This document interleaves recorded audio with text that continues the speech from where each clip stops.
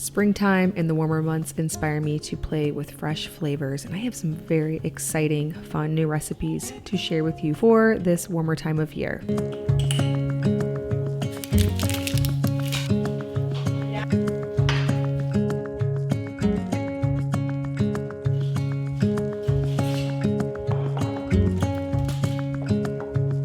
Every day around here, we have homeschool, we have homestead chores. We keep breakfast fairly simple, fairly basic. So everyday breakfasts include things like puff pancakes. I either make the sourdough version, which is over on my blog, farmhouse.com, or the einkorn version, also over there. Fried eggs, scrambled eggs, toast with sourdough bread, crepes, pancakes. Those are kind of the usual things that we make all the time. Sometimes I do like to play with some more exciting things, and that's a lot of what I'm going to be sharing with you today.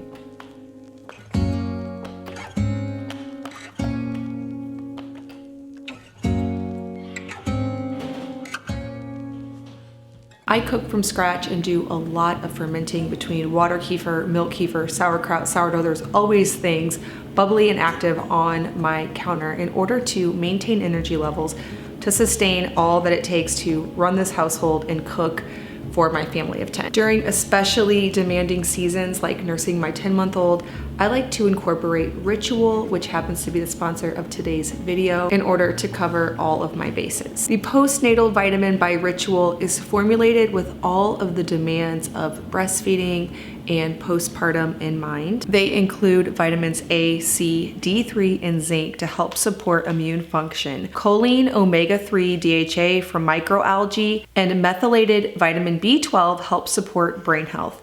The delayed release capsules are designed to dissolve later in less sensitive areas of the stomach, so I can take them anytime in the morning and evening when I think of it, with or without food. All of the ingredients are traceable, so I can know the supplier and place of manufacturing because not all ingredients are created equally. I'm also taking this Symbiotic Plus, which is a 3-in-1 prebiotic, probiotic, and postbiotic, which of course, in addition to my from scratch food, supports gut health. 70% of the immune system is located in the gut, so it makes sense to support that system wherever I can. This also contributes to digestive health and less gas and bloating. We hear a lot about probiotics, but pre and postbiotics are also important too, since prebiotics support the growth of beneficial bacteria and a postbiotic supports gut barrier function. Ritual's delayed release capsule is designed to help reach the colon, not the stomach, which is an ideal place for probiotics to survive and grow. It's only 1 capsule daily and it's shelf stable. Ritual is offering Farmhouse On Boon viewers 25% off your first order with my link, which you will find in the description box below. The first thing up on this list is sourdough croissants. So before you click away and think that that is really challenging, I do want to encourage you with these. I've made them several times now, that they can be made ahead, so that's a really cool feature. You can make them all the way through the croissant shaping stage, put them in the fridge, and then get them out and bake them whenever you want to either enjoy them or you're having maybe a brunch or some friends over. They are quite customizable, so you can add different things inside other than chocolate. And okay, I'm not gonna lie, they're a little bit tricky, but I've made them a lot of times, and each time I have found something edible at the end of it. So even whenever they're not perfect, they still turn out good enough. And they are also just so delicious and satisfying to make because the end result feels like you got it from a bakery. So I started that process by just making the dough. This is my puff pastry sourdough dough. So you use this exact same dough whenever you're going to make, I make little like individual pastries or a puff pastry for say like a chicken pot pie or a spinach pie. You could do sweet, you could do savory, but essentially to get the dough going before you're going to do any of the laminating and all that fun stuff, you just mix up with the dough hook in a stand mixer, a 1/4 cup of butter, 3.5 cups of flour, 1/4 cup of sugar, 2 teaspoons of salt, and 1 1/4 cup milk, and 1/2 cup of active sourdough starter. So that part of the process is done. Knead it until it is smooth and elastic, and then just set it in a warm or 70-ish degree space. You don't have to be particular about this. Just let it ferment at room temperature until it has fermented to your liking. So you can do anywhere from 4 hours to 24 hours. So we'll get to the rest of that process later, but I do want to basically share with you that you don't have to follow all of the rules, like wait this amount of time before you do the laminating and all of this stuff. It can be very basic and simple. So that's what I want to encourage you with. Let's move on to the next thing. While that is fermenting, I want to show you something else. So I'm making this all here at once instead of for breakfast, but I do want to, of course, throughout this, share with you how you can make each thing ahead of time so that you can have it ready for breakfast whenever you want it. Okay, so the next thing I'm making here is my sourdough pie crust, basically. Now there's something I'm adding. I'm adding a little bit more sugar to my usual sourdough pie crust recipe in order to make it a little bit sweeter. So I'm going to be putting this on the blog very soon. But essentially, it's 2 cups of all-purpose flour, a 1/4 cup of sugar, a teaspoon of salt. Mix that together. Add in 16 tablespoons of cold butter and a cup of sourdough starter. Now, you can do sourdough discard or active. It really doesn't matter. And you can let this ferment for as little time or as much time as you want. So the longer it stays in the fridge, the more of those long fermentation benefits that you're going to get. If the reason you do sourdough is for digestibility and all of that, like I originally started and still honestly do, then the longer the better. So that's a fun thing that you can put in your fridge and then pull out anytime you want to make like a chicken pot pie or a regular pie or the pastries that we're going to be making for this breakfast video. But again, that's a make ahead thing. And one thing that I really love to do in my kitchen is spend an afternoon, maybe when the kids are all napping or it's nice outside, they're playing outside, and just make a whole bunch of things up to put in the fridge to pull out at a moment's notice all throughout the rest of the week. So this is all, even though like some of these are a little bit more involved than the everyday breakfast, they can become everyday breakfast if you take maybe an afternoon to do a whole bunch of prep. And I really like doing it this way because I can just use the same tools over and over again without washing in between. Sometimes I'll rinse them, like rinse a bowl out or rinse a spoon. But for the most part, I don't have to wash, dry, and put away everything. I can just get it all going and it saves a lot of time. So the next thing I just got going here was my cinnamon quick bread. This is over on the blog. It's a brand new recipe over on farmhouseonmoon.com. If you want to search cinnamon bread, it comes up as discard cinnamon bread. But I'm going to make 2 different quick breads here today. And one of them I'm going to long ferment. And one of them I am going to just do really fast so you can see the different options. So the advantage of long fermentation, if you're brand new to sourdough, is that the active starter, the yeast, work on the grain in order to make it more digestible for your body. So if you are intolerant to certain things, this can really help your body to digest it. So any recipe with sourdough can be long fermented. And the way that it's done is you take the flour component and the starter component, and then any other liquids that are in the recipe, whether that's an oil, a butter, milk, eggs even. I do even long ferment eggs, and I'll go more into that later. But basically, whatever components of the recipe will hydrate the flour, you're basically trying to get the starter and the flour to hang out together for that long fermentation benefit to happen. You need liquid in order to do that. So you can take whatever portion of the recipe is liquid, let it sit out on your counter with the flour and the starter for 8 hours, 24 hours, whatever you need for that long fermentation benefit, and then add in the rest of your recipe ingredients the next day. So for the cinnamon bread, I mixed up the starter, the flour, the butter, and I set that aside with a tea towel over it. And now I'm making the sourdough blueberry bread with a quick version. So the flour in this is not fermented. It does have additional sourdough starter in it. So if you need to use up some sourdough discard, this would be a good application for that. Or if you're just in a hurry, you're going to use all quality ingredients, just compromise on the fermentation portion of the flour. So, you know, you can do either of these either way, but I do think it helps to understand what the benefits are and what you are doing in each situation, because there's a lot of recipes floating around online where basically you're just adding a little bit of discard to a recipe and then baking it right away, which is totally great. I have recipes like that too. But in order to yield the benefits, which is what drew me to sourdough in the beginning, you're going to want to do that long fermentation. So good results either way, but if you're looking for the digestive aspect, nice to let it sit out. But this blueberry bread, we're going to make it right away so I can show you how to do that. This is a new recipe over on the blog too. So again, farmhouseonmoon.com, you can print it out, search blueberry bread. I won't read all of the ingredients right now because you can just go over and print that off. But just like any quick bread, I'm mixing it all up in my stand mixer, liquid ingredients in one, dry in another, slowly incorporate, add in the blueberries. And then I'm going to do a crumble on top of the loaf, makes it quite delicious. This recipe is so darn tasty. Now, I want to talk a little bit more about the whole long fermentation thing and the eggs. So usually on my recipes on my blog, sometimes, but for the most part, I don't show putting the eggs in during the long fermentation because we have a lot of preconceived notions in our culture, or I don't know how all this came to be, about leaving certain things out on the counter. But I have been doing this for so long. And again, I don't ever like giving advice that, can be controversial in a lot of ways. But I can just tell you that for so long, I have put eggs in my long fermentation creations, and it has been totally fine. Now, recently, I had on the podcast, my Simple Farmhouse Life podcast, Ash from Turner Farm, and she talked about the science behind what actually happens whenever sourdough ferments something and the way that it changes things because of all that good and active bacteria that's in a starter. That will really ease your mind if that aspect of long fermentation makes you nervous, where you need to put something like milk or eggs into it and then letting that sit out at room temperature.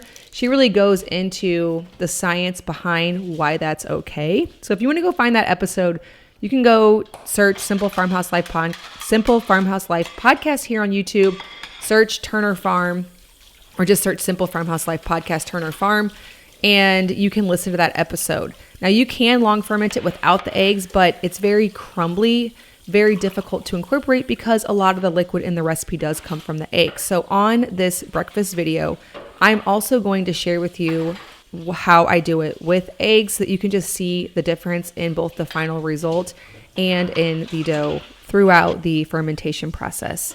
I'm going to do a quick cleanup here in between making recipes. This is what I love about making a lot of things at once. I don't put these things all away. I do like to occasionally just wipe everything down, bring everything back to order, and then carry on. But I don't wash everything super thoroughly because I'm going to be using it right away again. And this is the case for most everything here in our home because we don't have a dishwasher, and a lot of people think that's crazy, but we just continuously cook in here. And so anytime there's a dishwasher, one, I feel like things sit in there dirty and gross. And two, I am just moving through cooking so fast that a lot of times I'll just rinse something off, use it again. And that's usually done better with just a sink. Okay, so now I'm going to be doing some laminating of this croissant dough.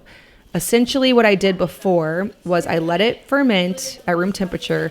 Then I rolled it out into a big rectangle, refrigerated it for a while so that it would get nice and firm. You want the butter that you're laminating the dough with and the dough itself to be about equal in firmness so that you can roll it out and get those beautiful layers. So you saw me earlier making the butter packet by rolling out and pressing out 3 sticks of butter into a little parchment paper envelope that I made. Then I put both things in the refrigerator, let them get firm, and you want to kind of test it. Are they both about the same firmness? And then you put the butter in the middle of the dough, wrap it up like an envelope, roll it out, fold it up, and then repeat like 3 different times. Now, the first couple times I made croissants and I made pastry dough, I measured everything each time. I waited, 30 minutes here and an hour there. And all of those instructions are over on the blog if you want to search pastry dough and you want to know that at first. But over time, I learned that I had just as good results by just putting it in the fridge for a while, rolling it out again. I don't even count how many times I laminated. I just probably do it 3 times at whatever interval I remember it. And as long as it's a big rectangle, it doesn't really matter that it's perfectly measured. Now, after that point, you can wrap it and put it in the fridge for a week. I have done this. It worked great. So this is all something that you can make ahead. Now, once I'm actually ready to make the croissants, I am measuring just because you might as well make them nice and even. So I cut my pastry dough in half and then rolled each half out to 10 inches by 12 inches. So what I'm looking for is a 10-inch long strip, each 4 inches wide. So if I do 12 inches wide, I can cut it in 4-inch strips, and then they'll be 10 inches long if it was 10 inches long. See what I'm saying there? So basically, I am getting 6 strips that are each 4 inches wide by 10 inches long, spreading them with those chocolate chunks, rolling it up. I made these recently for a sourdough photo shoot for my upcoming sourdough book that'll be coming out this fall. They were so good that I thought I need to make these on my YouTube channel because these are something I want to add into my regular rotation. Yes, they're a bit more involved, but at so many points throughout the process, you can pause. So after you've made the dough and let it ferment, you can put it in the fridge for days. After you've laminated it, you can put it in the fridge for days. After you've shaped the croissants, you can put it in the fridge for days. So there are so many points that you could just pull it out, work on it a bit, put it back. You don't have to worry so much about timing. And then sometime at the end of that, if you're not worried about when you're actually going to consume them, you get to have the most beautiful, impressive, I might say. They just look like they came from a bakery, croissants, and that is so fun. Okay, now I am going to finish up my cinnamon bread with the first long fermentation option. So the first long fermentation option was where I just did the starter, the flour, and the butter. Now it's a bit crumbly once you try to add in the baking soda, the eggs, the baking powder, the salt, because it's a little bit difficult to incorporate all of that without that additional liquid in the beginning. I put a cinnamon sugar layer in the middle and then swirled on top. And again, you can see the crumbles, but it is so flaky and delicious either way. Now for the other option, this is long fermenting it with the eggs. So I'm doing starter, butter, eggs, and the flour, letting that sit again to ferment for as long as you want those health benefits, then adding in the baking soda, the baking powder, the salt, and sugar. Now this is my preferred method. I do think it yields better results. It's just a matter of if you are comfortable leaving long fermentation with eggs, with milk, with, some of those ingredients. That is what you'll have to decide for yourself. Now for the croissants, I allowed them to rise at room temperature for 2 or 3 hours. Then I put them back in the fridge for an hour. Again, this is where you could just let them sit in the fridge for quite a while. But now that they're nice and firm, I am giving them an egg wash and I'm going to bake them. So that's the end of that process. Now back to the cinnamon bread. I did want to talk a bit about quick breads or any recipe that you long ferment and then the addition of leaveners like baking soda and baking powder. So scientifically, the way that this works is when something is soured, I believe, or whenever it's acidic, I think that's how it actually works out here. You can use baking soda as a leavener. So anytime you take a recipe that called for baking powder, if you allow it to long ferment and the whole thing becomes sour because it's sitting there with all that sourdough starter, you can use baking soda as the leavener. Now, a lot of sourdough recipes that I have over on my blog, I include both. And the reason for that mostly is I have a long fermentation option and I have a very quick option, and you can cover your bases by adding both. But just know that if something does long ferment, you can just use baking soda. And there's a little bit of science behind how all that works. And I've tried to learn it over the years because we all have different needs depending on, how we digest grains. And then also just, sometimes you want an option for quick things in your kitchen. And so it's nice to have both of those in your back pocket. And it's nice to have options for which way to long ferment it. You can really customize it for your own kitchen. So anytime you understand the science behind what you're doing, you can adapt it based on really any recipe you have. If you have an old tried and true recipe that you want to convert to sourdough from a yeast recipe, or if you have a sourdough recipe that you want to convert to long fermentation, or a regular recipe you want to convert to sourdough long fermentation, whenever you understand all of that and how it's working, you can do that. And it's a really nice tool to have in your back pocket. Okay, remember the sourdough pie crust dough that has been in the fridge for, again, as long as you want it to be in the fridge. We have kept it for weeks in our family. Now it does get a little bit more sour. I made a chicken pot pie the other day with some crust that my daughter had made like weeks ago, and it was just in the back of the fridge. I rolled it out, we used it. It's a bit sour, but it was still pretty good. So the longer you let it go, the more sour it's going to be.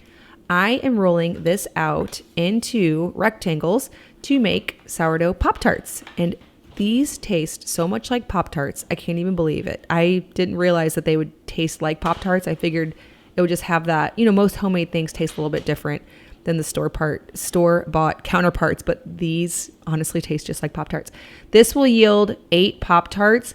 You can use homemade jam, which is why I figured this as a spring recipe. Well, spring and summer, and something to customize all through the warmer seasons, because as soon as the berries start becoming ripe, you can make a homemade jam and put that inside of there. Right now, I just have a mixed fruit organic jam that I put in. I used about a cup for these 8 Pop-Tarts, and that worked beautifully. Now, I've made a lot of hand pies, just circular versions, but these rectangle versions, the Pop-Tart shape, actually were so much easier. Just fold them in half, crimp the edges with a fork, egg wash, and bake them. And it's that simple. I like the idea of prepping a bunch of them, wrapping them and putting them in the fridge, and then just baking them fresh. Now there, I just was showing you my cinnamon bread from the long fermentation option that added in the eggs. You can see it's less crumbly. It gives you more the results of what you'd expect if you were just making one of the quick bread versions. But again, if you want to add the eggs up front, personally, I think this is the superior method. Now for the Pop-Tarts, I trimmed the edges just a bit to make them perfectly rectangular. You would not have to do that. I was just trying to create a product that looked as much like original Pop-Tarts as I could.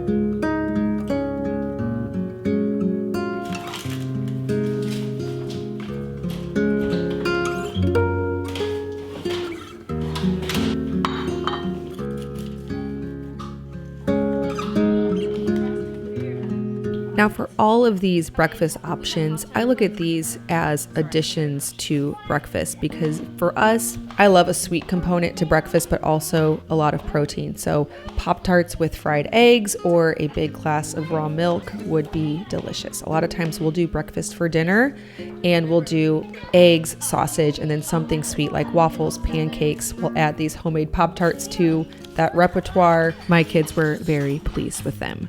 Now this next one, I wasn't even going to add to this video, but I made it for lunch because we had a whole bunch of things in the fridge that needed to get used up, and a Strata is a perfect way to do that. I had a garlic and herb potato bread, as well as some leftover ham from Easter, some cheese we had shredded. We had several containers of cheese, a couple slices of Swiss, again from Easter. So I looked in the fridge and thought, okay, these things combined, plus with some fresh spring herbs and eggs, because we have so many from our laying hens, would be a perfect little lunch, but also a breakfast.